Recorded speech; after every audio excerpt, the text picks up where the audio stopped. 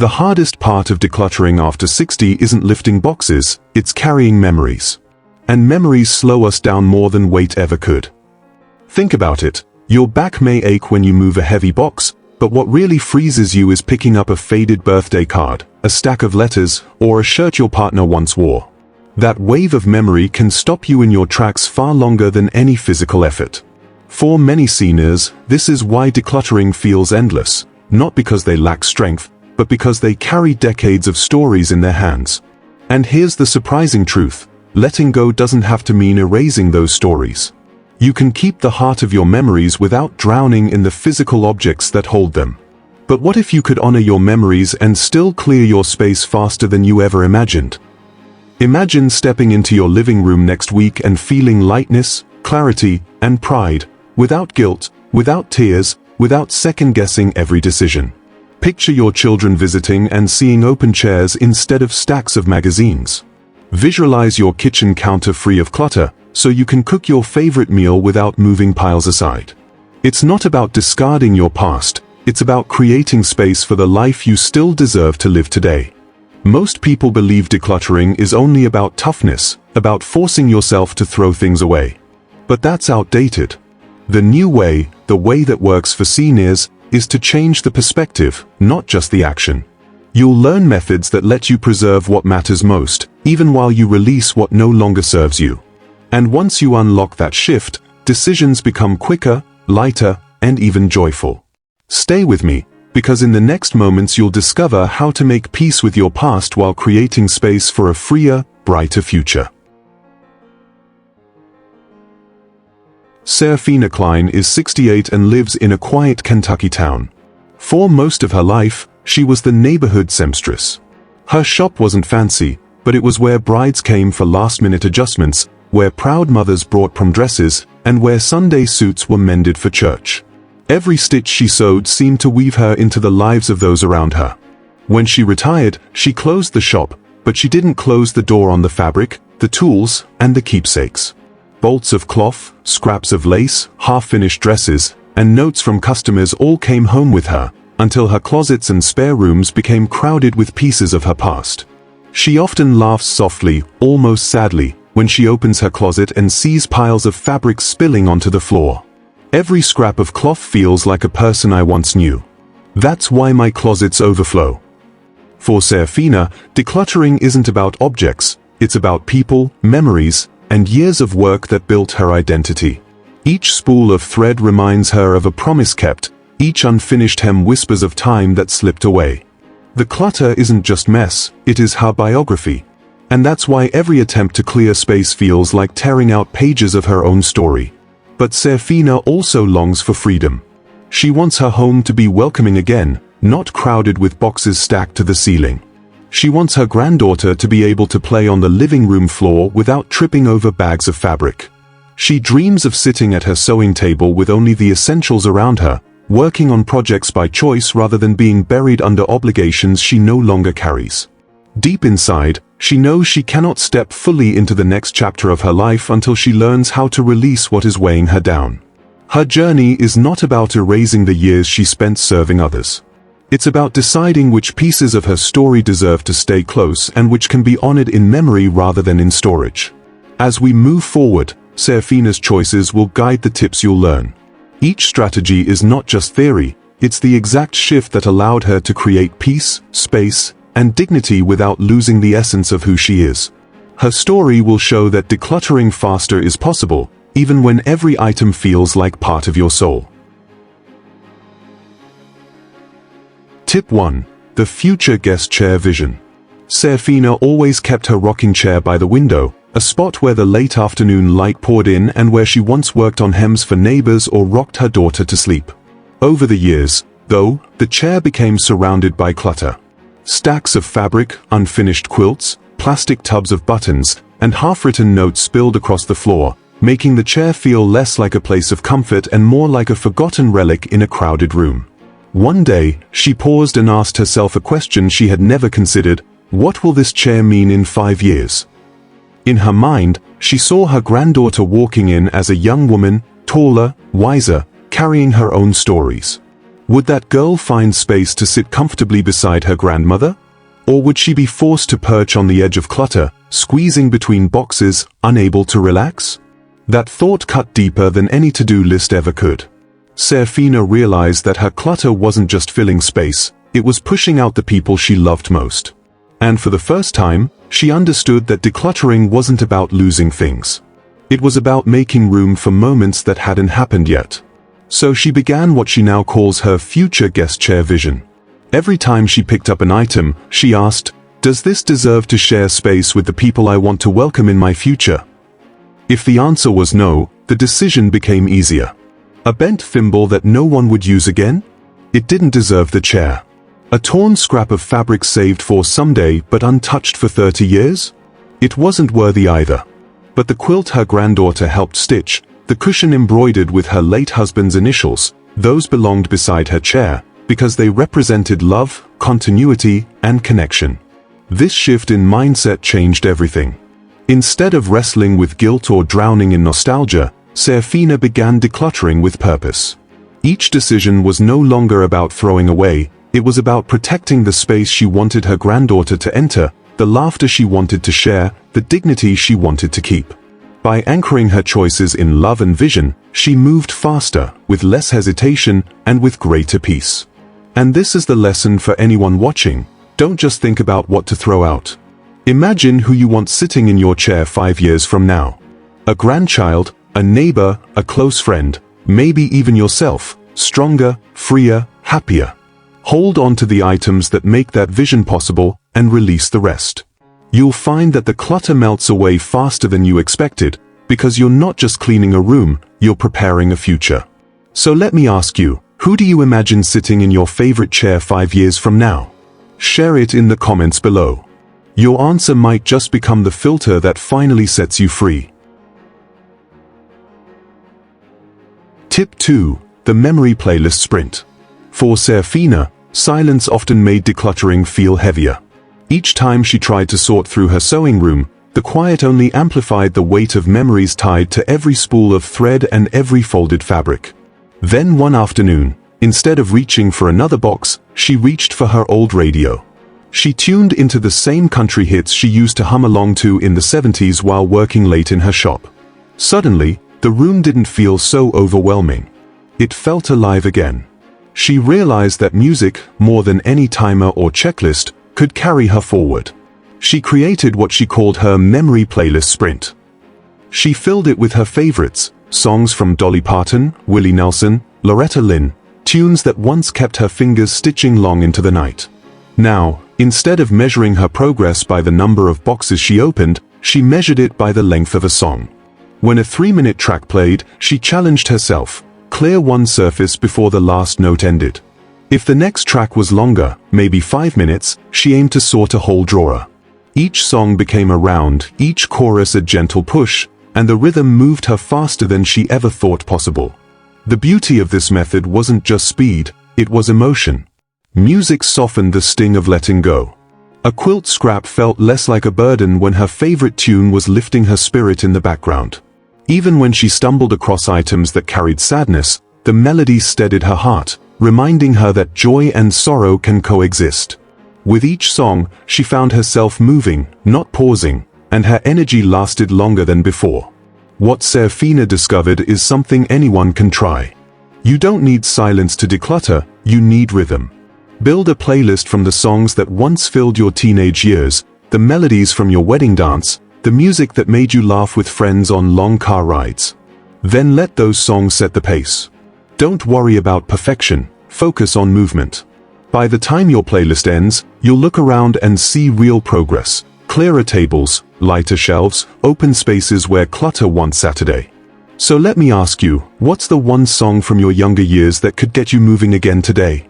Share it in the comments, and maybe even use it as the soundtrack to your next decluttering sprint.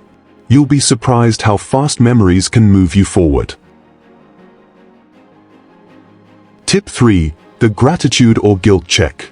Seraphina once pulled an old quilt from the back of her closet.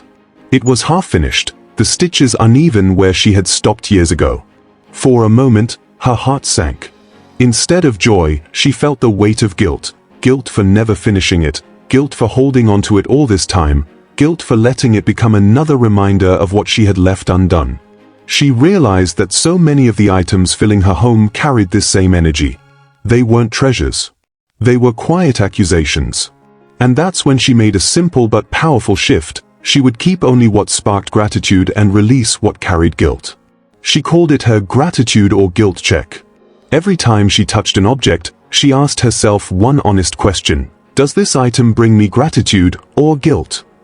If she felt gratitude for the memories, the beauty, or the purpose the item had once served, it earned a place in her home.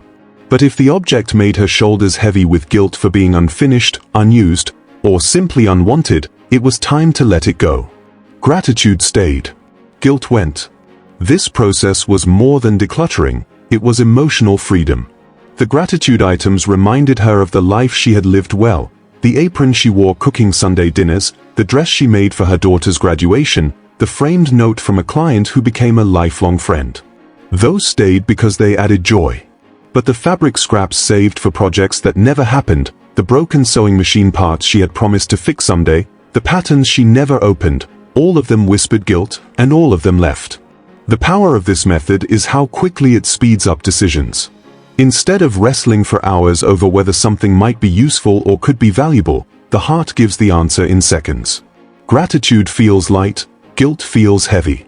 Gratitude gives you energy, guilt drains it. Once Seraphina trusted that instinct, her pace doubled.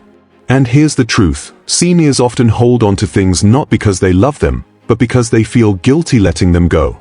That guilt clogs closets and weighs down hearts. By flipping the focus to gratitude, you protect your peace and create a home filled only with what uplifts you. So ask yourself right now, when you look around your room, which items give you gratitude, and which stir guilt? Share one example in the comments. It might be the first step toward releasing not just clutter, but years of unnecessary weight. Tip 4. The camera detachment method. For years, Seraphina kept racks of unfinished dresses in her sewing room. Each one carried a story, an order she never completed, a vision that never left the fabric stage, or a design that once thrilled her but faded with time. Whenever she tried to let them go, her hands froze. To her, each garment wasn't just fabric, it was a piece of her identity as a seamstress. The thought of discarding them felt like discarding part of herself. Then she discovered something unexpected. The camera on her phone became her greatest tool. Instead of forcing herself to choose between holding on and throwing away, Seraphina began photographing every piece before parting with it. The act of capturing the image gave her permission to preserve the memory without keeping the physical object. Once she saw the dresses through the lens, the emotional grip loosened. On screen, they looked different, still beautiful, still hers, but no longer demanding space in her home. The camera created distance, turning emotional weight into a picture she could revisit without cluttering her closets. She built albums titled Projects I Loved, Designs That Inspired Me, and Pieces of My Story. Whenever nostalgia tugged at her, she could scroll through those photos and smile. The physical dresses no longer had to remain, because their essence lived on digitally. This method not only freed her rooms, it freed her heart. By separating memory from object, she realized she wasn't losing her past, she was reclaiming her present. What makes this approach so effective is its simplicity. Every senior today has access to a phone or digital camera, and every picture can serve as both closure and remembrance. For sentimental items that feel impossible to release, a quick snapshot can be the bridge between holding on and letting go. The photograph captures the memory, while donating or discarding the object clears the space. Seraphina's sewing room transformed once she embraced this technique. Instead of racks filled with half-finished garments, she kept a single folder of photos and a small basket of fabrics she still wanted to use.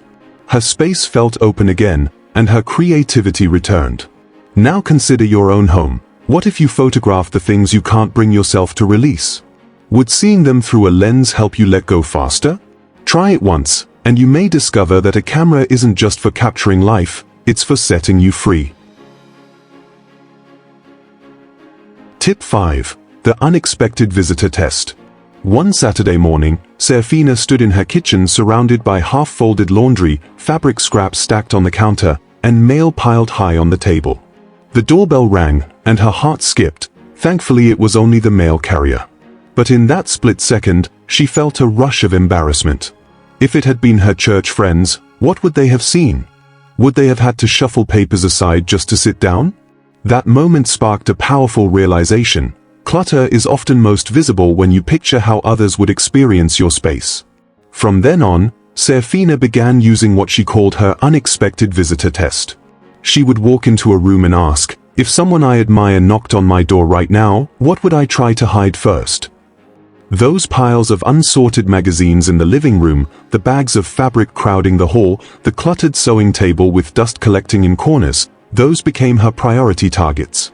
Instead of wandering aimlessly, overwhelmed by decades of belongings, she finally had a clear starting point: the spaces that carried the most urgency and visibility.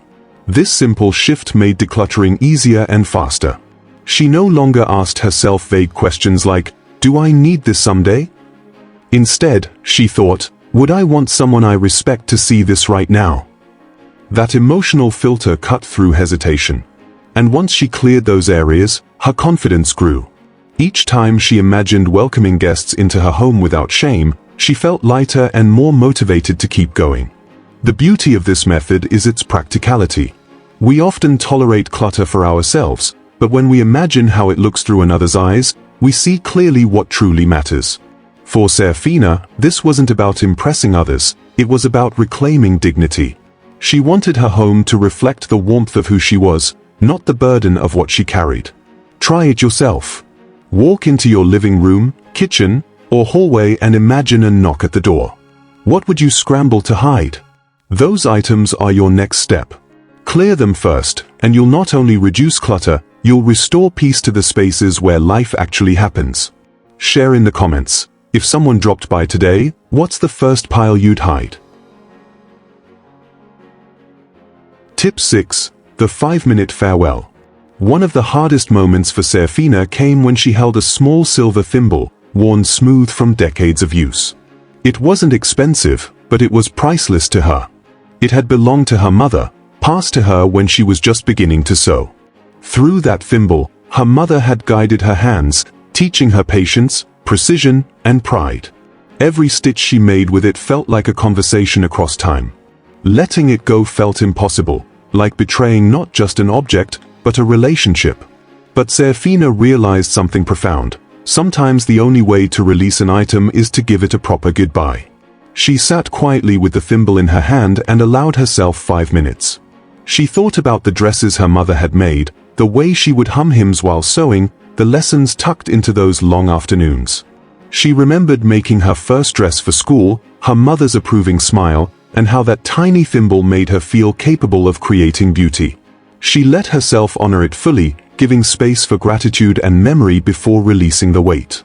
At the end of those 5 minutes, Seraphina whispered, "Thank you."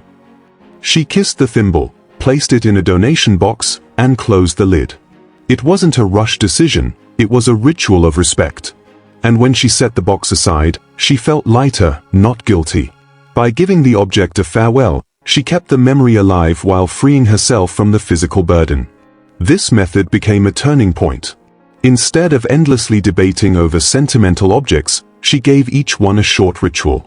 5 minutes of holding, remembering, and honoring, and then releasing. It created closure. She no longer felt like she was throwing things away. She was completing a chapter. For anyone struggling with items tied deeply to the heart, the 5-minute farewell offers dignity. You acknowledge the meaning, you embrace the memory, and then you let go. That balance between respect and release is what makes this method powerful. So ask yourself, what item in your home deserves 5 minutes of farewell? Share it in the comments. You may discover that letting go isn't about erasing the past, it's about honoring it, and then stepping forward with peace. Tip 7. The generational filter. One afternoon, Seraphina found herself kneeling in front of 3 bins stacked high in the corner of her sewing room. They were filled with delicate lace, remnants she had saved from weddings, baptisms, and special commissions across the years. The lace was yellowing now, some pieces fraying at the edges, but still beautiful in her eyes. As she ran her fingers over the patterns, she felt the weight of memory pressing down. Each strip whispered a story, a bride's veil, a christening gown, a tablecloth for a family gathering. Yet, when she asked herself what would happen to this lace in the future, the answer came quickly. Would her daughter want to use it? No, her daughter's life was busy, filled with her own career and hobbies. Would her granddaughter, who preferred sleek modern clothes, ever pick up these pieces and turn them into something new? Again, the answer was no. And in that moment, the generational filter was born. If an item would not serve her today, and neither her children nor grandchildren would cherish or use it, the decision became clear. Why should it take up space only to become another burden passed down? This filter cut through years of hesitation. Instead of keeping items out of fear or sentiment, Seraphina evaluated them with honesty. Does this belong in the story of the next generation? If the answer was yes, it stayed. If no, she released it without regret. The quilt stitched with her daughter's initials, yes. The delicate lace no one wanted, no. By framing her choices through the lens of legacy, she found herself moving faster, with less second-guessing. The beauty of the generational filter is that it honors the truth. Not everything we keep today deserves to be carried into tomorrow. Some items carry meaning across time, while others lose their relevance. Recognizing that difference allows us to free both ourselves and our loved ones from clutter that has no future.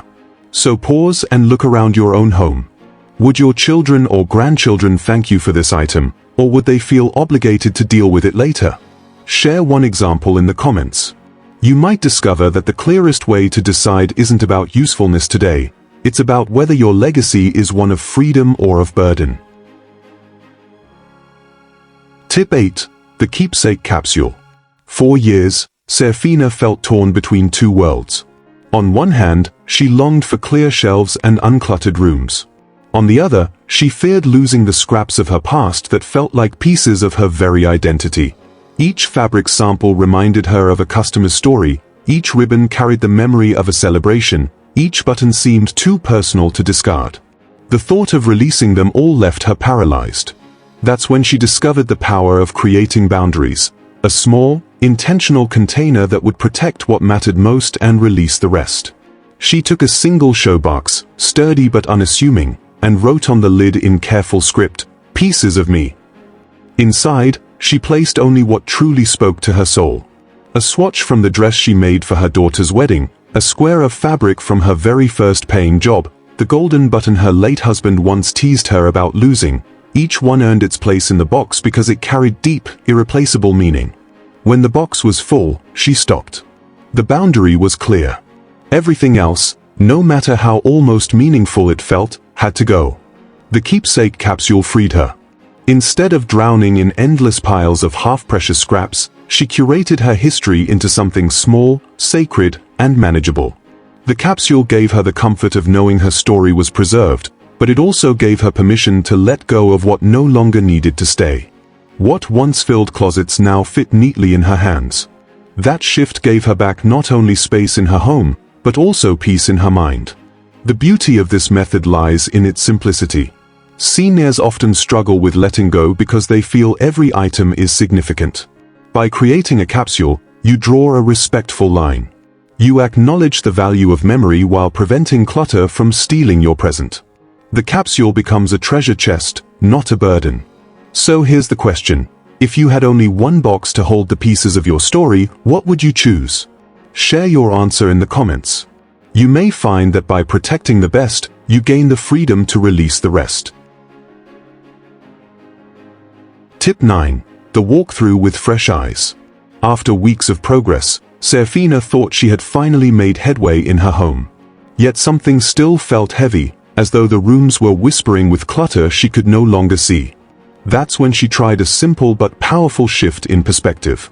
One morning, before making her tea, she stepped outside her front door, closed it behind her, and then re-entered her home pretending she was a neighbor visiting for the very first time. Instantly, the familiar became unfamiliar. She noticed the basket of fabric scraps by the entryway that she had been stepping around for months. She saw how the hallway table, meant for family photos, was buried under unopened mail and tangled ribbons. Her eyes caught the stack of half-finished patterns on the piano bench, a sight so normal to her daily life that she had stopped noticing. By seeing her space through the lens of a guest, she discovered clutter that had been hiding in plain sight. This walkthrough with fresh eyes turned decluttering into something less about perfection and more about honesty. Instead of defending why she kept things, Seraphina asked, "Does this look welcoming or messy to someone new?" If it looked warm, it stayed. If it looked like clutter, it was marked for removal. That single test cut through her blind spots, speeding up decisions that once felt impossible. The emotional power of this method is profound. Seniors often grow so accustomed to their surroundings that clutter blends into the background. But when you step back, literally and figuratively, you see your home as others would. And that matters, because our homes are not only for ourselves. They are the stage where love, friendship, and family gather. Seraphina wanted her granddaughter to feel peace when she visited, not to tiptoe around stacks of forgotten things. By repeating this exercise every few days, she found her rooms transforming faster than ever. She wasn't just cleaning, she was curating the story her home told. Try it yourself today. Step outside, then walk back in as if you were a visitor seeing your home for the first time. What looks warm? What looks messy? Share your discoveries in the comments, and you'll begin to see your home through eyes that reveal both beauty and truth. Tip 10. The New Year's Eve Question. Late one December evening, as the clock ticked toward a new year, Seraphina stood in her sewing room holding a pile of faded fabric. She looked at it and thought, "Do I really want to drag this into another year of my life?" The question startled her with its simplicity. She realized she had carried some of these items through not just 1 year, but 10, even 20. Each January, she promised herself she'd do something with them, yet here they remained, silent witnesses to unfinished intentions. The weight wasn't in the fabric itself, it was in the delay, the constant pushing forward of clutter into the future. That night became a turning point. Every item she touched afterward was measured against time, not just sentiment. The lace that had sat untouched since the 1980s, did it deserve to travel with her into another season of life? No. The broken sewing basket that hadn't held tools in years, would she still want to see it when the fireworks rang in another year? No. But the quilt stitched with her daughter's initials? Yes, that one crossed into the future with her. By framing each choice with the urgency of time, her decisions became quicker, lighter, and more honest. The New Year's Eve question is powerful because it shifts focus from the past to the future. Many seniors hold on to things because of what they once meant, but rarely stop to ask whether those items deserve a place in what comes next. Time is precious. Why let clutter consume the days ahead? This single question speeds decisions in seconds. If the answer is hesitation, the truth is already clear. It doesn't belong in the next chapter. Seraphina noticed that once she embraced this method, her home began to feel more like a fresh start than a storage space. Each drawer she cleared felt like turning a page. Each empty corner felt like breathing room for new memories yet to be made. She no longer carried yesterday's weight into tomorrow's story. Now it's your turn. Stand in front of one pile in your home, big or small, and ask yourself, do I want this to follow me into another year of my life? Share your answer in the comments. You may find that choosing your future is the fastest way to free yourself from your past. Seraphina's sewing room no longer feels like a burdened archive of unfinished projects and forgotten scraps. It has transformed into a space that breathes again, bright, open, and filled only with the items that carry true meaning. The endless bins of lace and stacks of unused fabrics are gone, replaced by one carefully chosen basket that holds her most treasured pieces, the swatch from her daughter's wedding dress, the golden button her husband once teased her about, and a few hand-stitched squares that remind her of the joy of creation. The clutter that once suffocated her has been replaced with space, light, and dignity. As she stands in her room today, Seraphina smiles and reflects, I didn't erase my life. I stitched space for my future. She realizes that decluttering was never about discarding her past. It was about choosing which parts of her story deserve to walk with her into the next chapter.